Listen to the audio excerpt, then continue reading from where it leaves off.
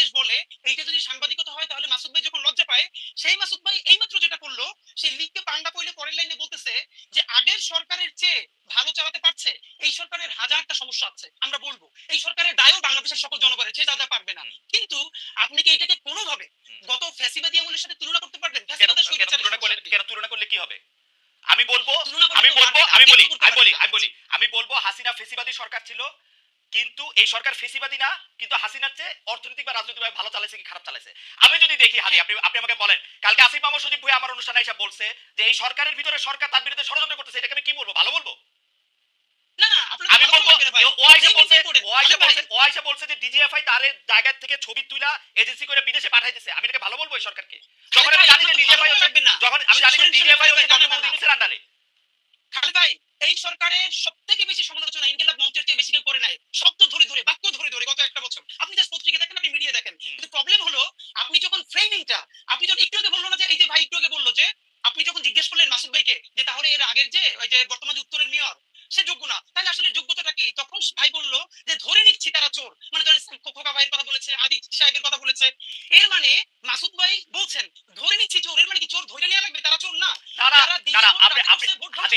আমি আপনাকে বলি, আপনি অনেক জনপ্রিয় মানুষ, প্রচুর লোক আমাদের এখানে আপনাকে দেখতেছে, কিন্তু আপনি কিন্তু মানে আমি জানি না মানে আপনি খেয়াল করতেছেন কিনা, ধরে নেই চোরের পাশাপাশি উনি যে কথাটা স্ট্রেস দিয়েছেন সেইটা হচ্ছে যে উনারা একটা সিস্টেমের মধ্যে আসছেন, ভোট বা ভোটের নামে প্রহসনের নামে, ভোটের নামে প্রহসনের নামে।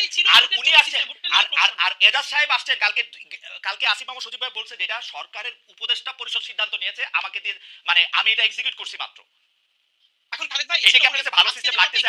আমার কাছে ভালো উত্তর আছে, আমার কাছে ভীষণ ভালো উত্তর আছে, আমি দিব না।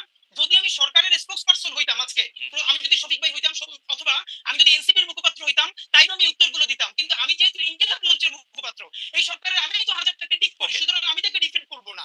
আমি শুধু বলে নিচ্ছি যে এই যে শব্দগুলো চয়নের জায়গা, যে ধীরে ধীরে যেরকম ন্যারেটিভ নির্মিত হয়, আমি শুধু এই জায়গাটা ফোকাস করি। আমার মনে হয় যে আমি হাদি সাহেবকে বুঝতে পেরেছি। আমি কামাল ভাই আপনার কাছ থেকে একটু জানতে চাই, এইটা কিন্তু সত্যি কথা, আপনি মাঝে মাঝে যেহেতু আপনি অনেক জনপ্রিয় মুখ, আপনার কথায় শব্দ চয়নে অনেক সময় মনে হয় যে আপনি আওয়ামী লীগকে সরকারের থেকে ভালো বলতেছেন, আওয়ামী লীগ আপনার দ্বারা বেনিফিটেড হচ্ছে, এটাও মনে হয়। এবং আপনি হাদিকে শুনেছেন, আমার কোনো প্রশ্ন এই পর্যায়ে নাই, আপনি যদি এটাকে একটু অ্যাড্রেস করেন। সরি দেখেন, আমি বলি আপনাকে, আমি কিন্তু মানে এখানে হাদি যে কমপ্লেনগুলো আমার বিষয়ে তুলেছেন, আমি খুব খুশি হয়েছি এই কারণে এই প্রশ্নগুলোর আমি আসলে জবাব দিতেই চাই, কিন্তু দেওয়ার সুযোগ পাই না। মনে করেন আমি যদি হুট করে বলি, বলবো যে ভাই তোমার তো জিজ্ঞাসা করি না, তুমি বলো কেন? এটা কি ঝামেলা? প্রশ্নগুলির উত্তর দেওয়া দরকার।